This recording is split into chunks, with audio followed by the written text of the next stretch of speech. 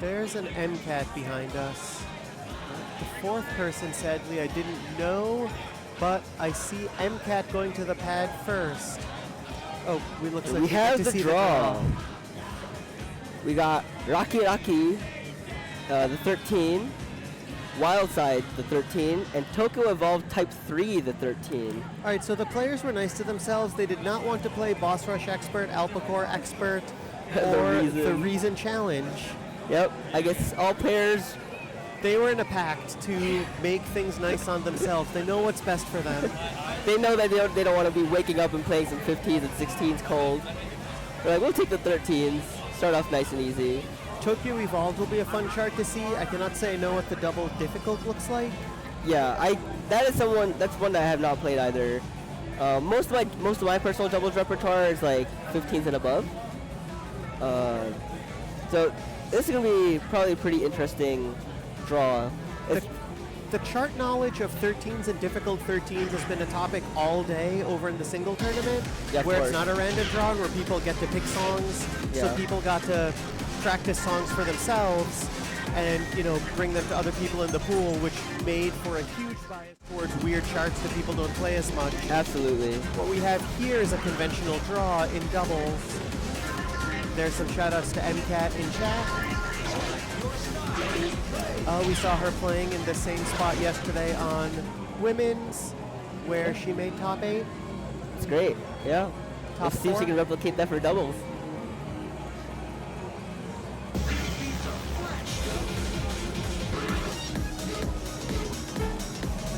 I believe the songs can be played in any order, so MCAT can choose to pick whichever one she wants to essentially start off with.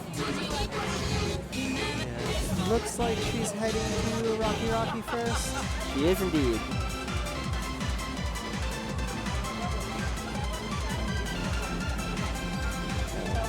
So yeah, Lucky Singles is one of those pretty accessible 13s. And okay, she's taking her display timing very far negative, probably from a previous set on a white cap. That's been super common throughout yesterday and today for any events being played here. Yeah. Minus 1.6 I think is like pretty average what people generally take if they're used to playing on white cap. It also depends a little on whether you turn your read speed down, which some people do on gold. The more you read slower than usual, the more it mitigates the need to change your visual offset. Yeah. Yep. All right, we're kicking off the doubles tournament. First song of the event. Immediately locked in on timing. MCAT playing with the bar, as we'll see for most doubles players. Yeah. Yeah, I don't think there's actually that many no-bar doubles players, especially in this event. I believe no-bar Ben is obviously one of them, but... Yeah, Nightman is in this pool. Yeah. I do not know offhand which others there will be. Yeah. One little miss there on a crossover, across onto pad 2. I mean, she got the stop, so... She's at least familiar with the chart. And overall timing very well. So we're starting to see some of those examples of crossovers, which are things like down to right to player 2 left. There's about 8 more directions you can possibly do crossovers compared to what you have to learn in single. Yeah. So it's very interesting to see how each individual player decides to handle these patterns. Some people, even on doubles, will try to double step, which may or may not work out for them. Yeah, I mean, like you said, same as singles, people have different styles. Double charts do reward crossing everything over more, and you see more people doing it. Yeah. Charts are also written more authentically to flow most of the time. Yeah. If you alternate feet constantly in double. But MCAT definitely seems to be getting into the groove there. Not dropping any combo, hitting all the notes. Already up to 220 combo. Yeah. And overall, good timing throughout the whole song. So let's remember that. 11:52 when we see how the other people do on it. Yep. Like we mentioned earlier, every individual in this pool will be playing the same charts. Yes. And they're going to be ranked. It's not total EX. They get points based on their comparative ranking on every song. Right. So 11:52 is, the current flag in the ground, so to speak.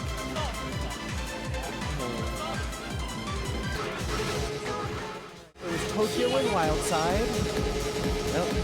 She's heading to the W. With the go all the way past backwards strat in the menu. This does seem to be a chart that MCAT has played before. We've seen a lot of instances, especially gold cap players and people who might not always play on A3 and I don't know who that is, having weird random old scores. So you can never tell anymore what it means about someone's actual PB. Yeah. So it's like, even though she might have played it before, we never know when she played it. It might have been quite a while. So we'll see if that familiarity kind of comes back to her. Yeah, I mean, she clearly had good double form from just watching the first song, so she must be someone who has played it quite a bit. Yeah. Let's go!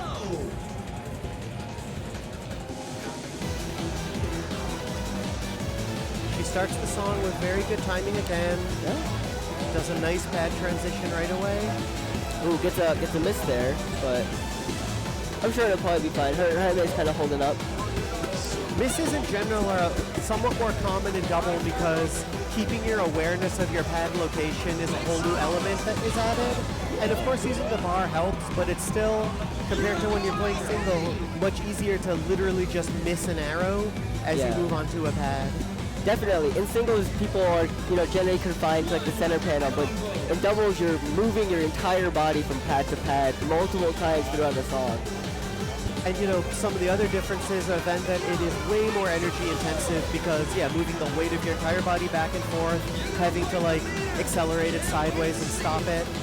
People play on their toes a lot more and it works your calves and other muscles a lot more. Yeah. It's a whole different game. It definitely requires a lot of different muscles, a lot of different mentality just to get through songs and try to perform well. It's kind of generally recommended, even for people whose main interest is single. It's fun to do anytime you're by yourself as sort of a different activity. Yeah. She has kept up not only a combo on the song, but is on a long string of marvelouses right now. MCAT choosing to do a little hop on the freeze to make sure she doesn't drop it, and ending the song super strong. Come on, everybody! I think she only got that one or two unconventional misses at the beginning, and that was it. Yeah, so that's about a minus 90 in PX. Yeah, that one was super strong. She was very comfortable with that. Even going from 850, what she had before, to a 979. A huge improvement from her personal best. Now we're into the most gimmicky one. Yeah. I'm not sure off the top of my head. I remember the stops in Tokyo. It has been too long. Yeah. But again, it's another one that MCAT seems to have played before. So, I don't know, maybe she knows it. In an event with a smaller field compared to DDR single, we're starting the day with experienced double players, basically. Yeah. I'm assuming all of them. And probably people who will have checked the charts in the pool for the event. Yeah. Seems like MCAT's looking at notes on her phone, so I think she might know this one. So it's very interesting to see how well the other competitors in your pool will handle charts like this. Tokyo in general is an interesting chart or an interesting song. It's at one of those odd intermediate tempos where you have to do eighth notes at 280 the entire time. It is kind of like a slow 140 chart, but it feels fast and the reading is weird because everything is red and blue. And we're off into our third and final song.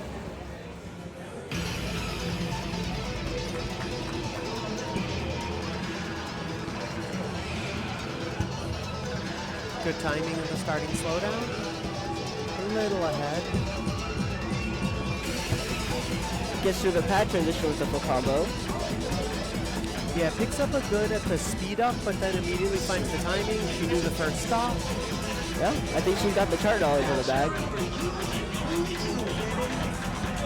It's also sometimes really tricky to play lowers of gimmicky charts where you know the 16 very well. Yeah. Being able to get the muscle memory for the other charts and sometimes applying to the lowers is not as easy as you might think. And lowers, especially on really weird charts, often have this property where they don't go as musically because more notes are emitted and it can throw you off. Yeah. And I think for the most part, MCAT definitely seems to not be struggling too much with the gimmicks. I think she only dropped one miss so far. Yeah, overall we're seeing strong MA throughout all of the songs, good chart knowledge, and then occasional misses on the sort of trickier things that doubles throws at you. Yeah. But look at runs like that, which are just all marvelous going across the pads. And that.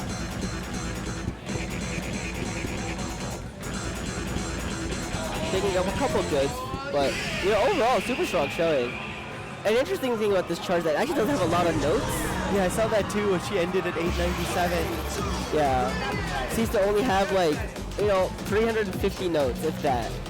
And that's not a lot to work with. So any non-marvelous actually kind of hurts a little bit more than not. But again, this is a super tricky chart. Like even trying to MA it very well would be very difficult for all competitors, I would believe. Yeah, those occasional goods on stops will get you for more points than it seems like when you add it up, and they're really hard to avoid because especially when you're at a tournament, you're focusing on timing, you're maybe thinking intensely about timing and form, and it's so easy to forget a stop that normally you do without even thinking. Yeah. All right, now we have Nightman coming up, a California player who I have seen and hung out with at a lot of events over there. Cool to see him out here. Yeah. He's I've played against him at Genesis, and he has very, very strong MA. So it's gonna be very interesting to see like how well will you be able to apply that on doubles. Again, like some of these charts do require chart knowledge. Like does he know Tokyo? I can't remember talking to him about double recently, but overall he's a player with extremely strong chart knowledge. People who hang out in Life 4 know that he's kind of one of the omnipresent, like, Discord mods, community presences, supportive members. So overall, I usually expect really good chart knowledge. And he's already playing the songs out of order, so he had some conscious decision for which one he thought would be easier to get out of the way first. It's possible he wants to leverage the fact that MCAT had just played it, and if he was watching, then he could probably just apply the knowledge that he might have gotten from the chart. That is a nice advantage to going later in a gauntlet event like this. Yes. It's also the song with the least notes, like we said. Look at that timing reading at 1.25, so 350. Oh no, at times 1, so 280. Yeah. Another thing we mentioned earlier is like there's not that many no-bar doubles players, but Nightman is actually one of the exceptions. And look at how effortlessly he just goes back and forth at the start of the song. Yeah.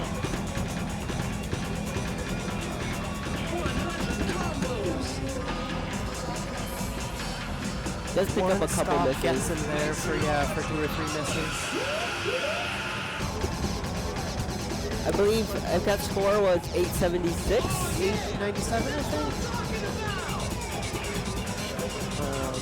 So we'll see if Nightman will be able to cover the gap. He seems to be also not struggling too much with the stops, but he is picking up some rates, and like you mentioned earlier, each non-marvelous will add up because the song has so few notes. Yeah, overall it's looking pretty similar to MCAT's play, where good timing on a lot of stretches, but occasional slips of the great and the good on tricky moments. And it's just the gimmickiness of the song combined with having to do the extra complex reading for the doubles movement. It's a lot to think about while you're trying to move and focus on timing. And trying to keep balance. Yeah, Nightman ends with 851, which I believe is a little bit short of what MCAT got. Yeah, I think that puts him in second place on this song so far. Yeah, but like we mentioned, it's not the placement on the individual song, it's the average ranking across all 3 of the songs that's going to come into play.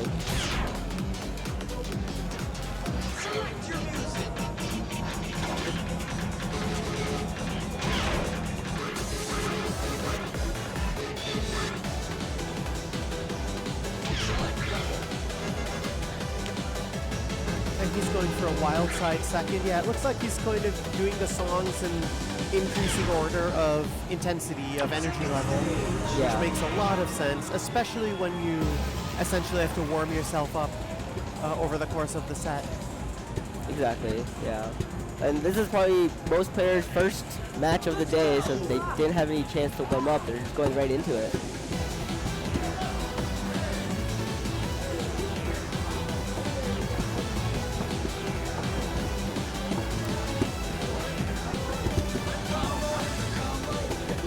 So times 2, that's reading at about 3:30 on this song. Doubles players usually read quite a bit slower than their single speed, but I didn't even think about that when MCAT was playing. I think she was reading quite fast. Yeah, I think she was reading quite fast. I do think like the fact that she uses the bar does make it a little bit easier to read a little bit faster. I think no-bar players in general read a little bit slower to try to, you know, because they're a little bit closer, so they usually punch a little bit forward. And you often have to read ahead a little more to shift your weight more. Exactly. But one of the impressive parts can be how good the timing can be at read speeds that are lower than a lot of players normally use. After a few misses early on, I think, or at least goods, Nightman has been comboing for a long time now on a lot of these little syncopated runs and jumps. This chart seems to have a ton of back and forth. They're having to do that multiple times and has a lot of notes. This is definitely a very tiring chart. Yeah, maybe I was wrong that this one is easier to ramp into Lucky Lucky with.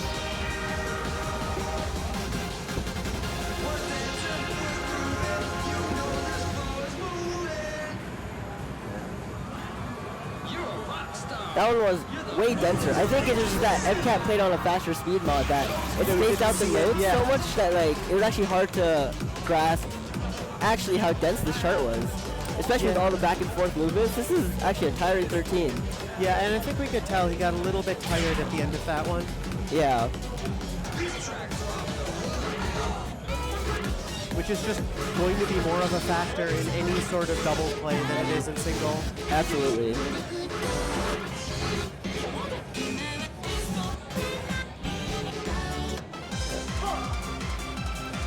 Into the final song of the draw. This one is one that Nightman does seem to have had played before.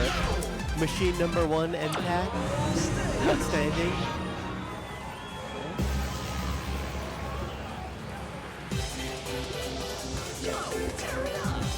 So if I remember, this one started out with pretty straightforward quarter notes and then a few... The music sounds like dotted 8 patterns, yeah. Yeah. Very classic SCU. Nightman generally loves crossovers and hits a bunch of them very nicely there. Ooh, executing that the pattern on doubles exactly how it's intended, being crossed over.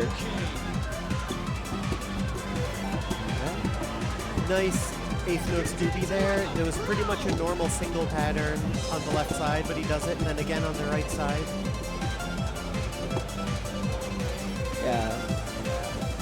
Again, I think because MCAT is reading so much faster, it's actually hard to tell exactly how crossover dense this chart is. That down left jump, those things like that take a while to read intuitively until you've played a lot of double. Ooh, will Nightman be able to hold on? Seems to be dropping into the danger zone. But he is bringing it back. Yeah, he comboed a lot of nice crossover runs, but got some misses on very fast pad transitions, a kind of standard double pattern that goes all the way across both pads in 6 notes.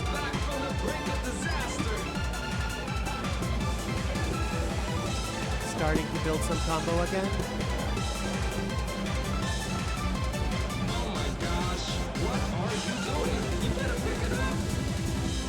And he does hold on. He does get the clear.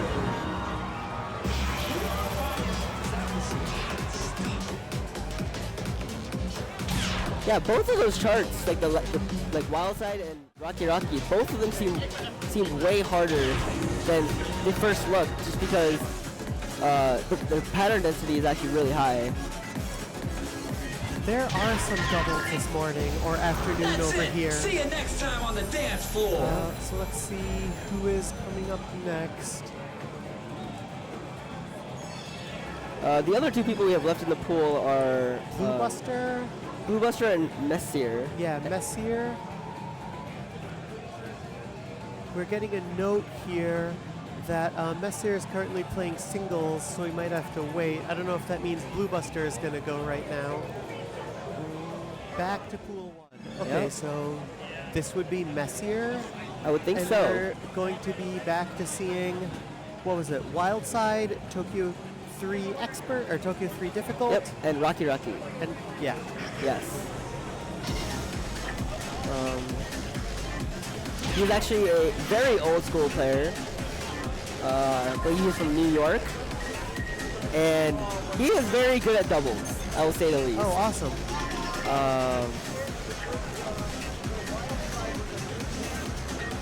So I'm very excited to see, how he performs in this pool. I expect, full combos across the board, assuming he has the chart knowledge. He's, very strong, very technically inclined. He executes most of the patterns.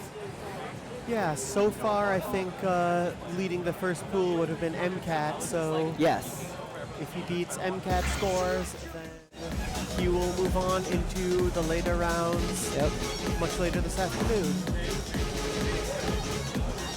And MCAT does have machine score for I think all 3 of the charts that we played, so even though Mesyr was playing his singles stuff, even though he didn't see MCAT play, he already has an idea of what scores to possibly try to beat.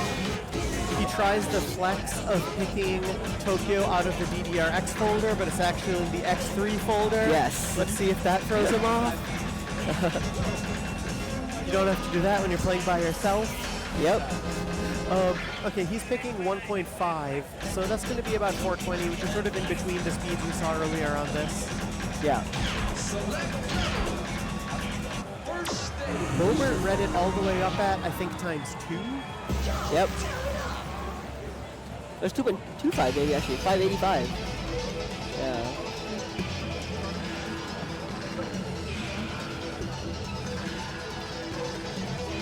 No trouble visual timing the slowdown. Yep. Or knowing exactly when the speed up is and not being thrown off on timing. Yeah. Does get a grade on the first stop, but that's probably not an issue. One more on some of those syncopated patterns, but overall handling this just fine. Lagging a little bit on a few notes. He got stopped by Lucy for a reason we don't know yet. Because he's supposed to be playing Tokyo 3. Yes. Understandable confusion after he just watched someone from a different pool play Tokyo 2. Yes. Expert. Yep. But the song, we even said it right before too and didn't catch it when he started. Yeah. The song we're meant to see is Tokyo 3. Yeah. Difficult, but the beginning is the same, so we'll get another chance to see how he does. Yeah. I mean, I know he picked a grade at the beginning, which, might be different now, but he didn't get through most of the song. He didn't get through what made Tokyo 3 Tokyo 3, so...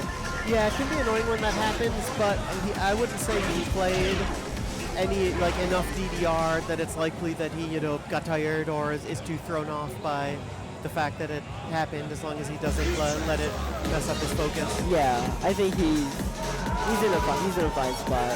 No issues there.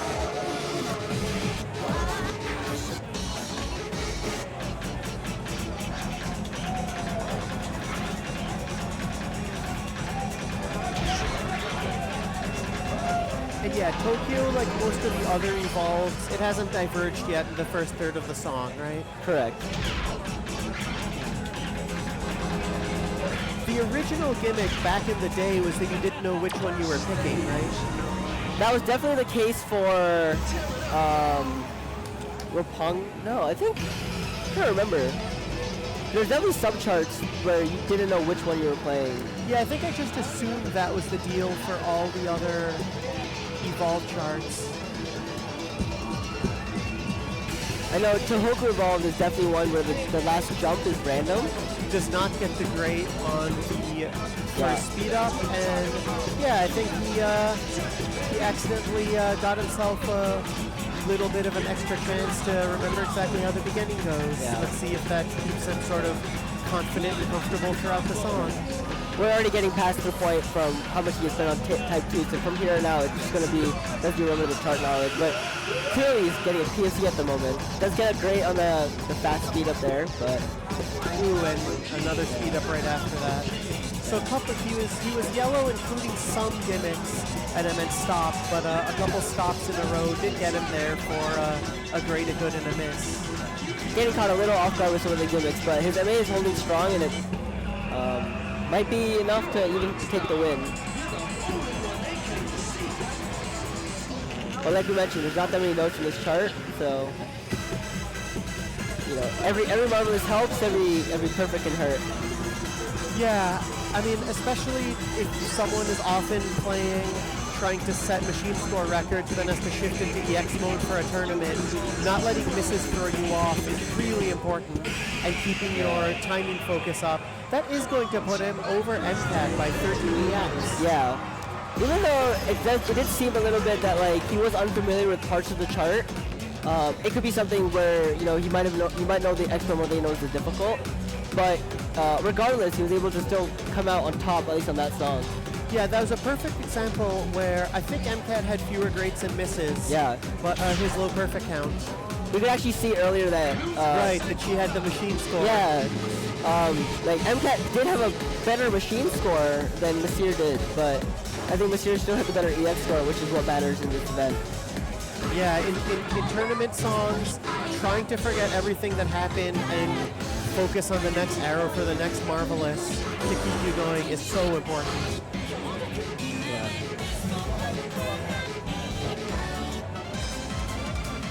Alright, so the score to beat on this song is going to be 1152 to be in first rank on it in this pool.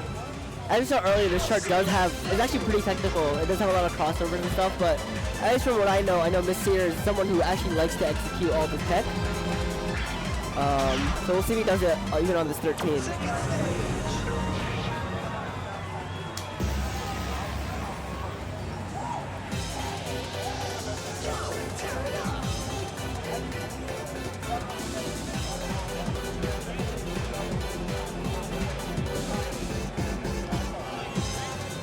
Nice timing at some of the early dotted A patterns, and then keeps it going right through the first crossovers and pad transitions.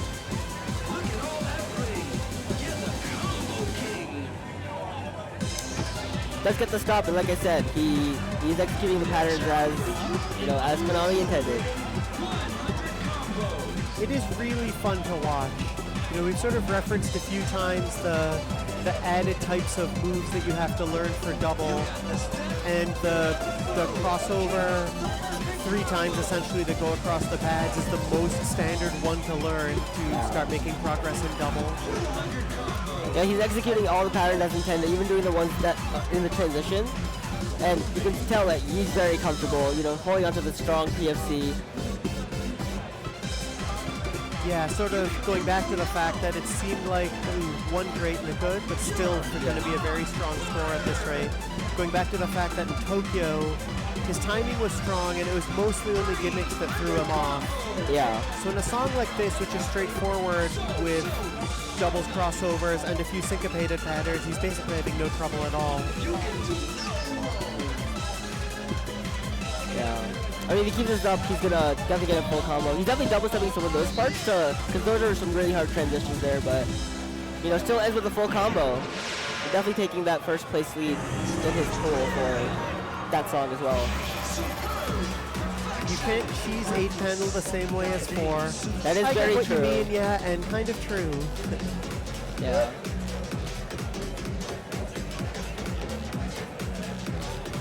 One, two, three, 4. Very easy one to remember. And let's see. Oh, the iPad moved away, so I don't remember MCAT score on Wildside. But if Mesyr takes it, then he will move on to the finals pool. And MCAT will have to see later if she gets a wildcard spot.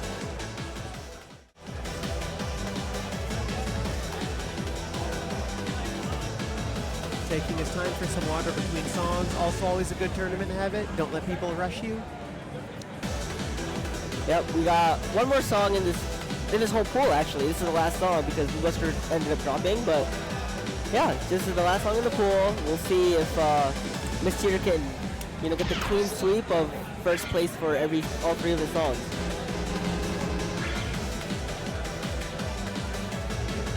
MCAT's machine score is 979, which was still really strong.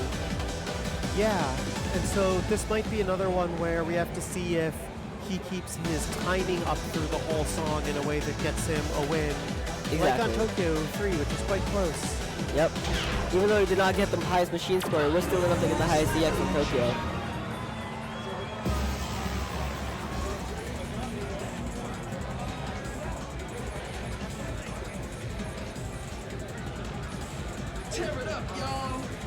So on that last song, we mostly had dotted eighth rhythms and jumps. This one has a bit more speed and density in it. Also got a little bit more pattern or rhythm complexity. It's got the gallops, it's got the significant 16ths.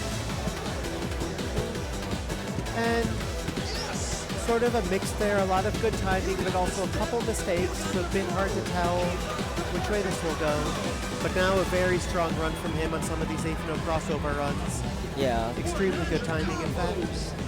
You can just tell with with how fluid his movements are that he's played doubles before. One miss into a long white combo while doing some crossovers. Yeah. This is not his first rodeo, so.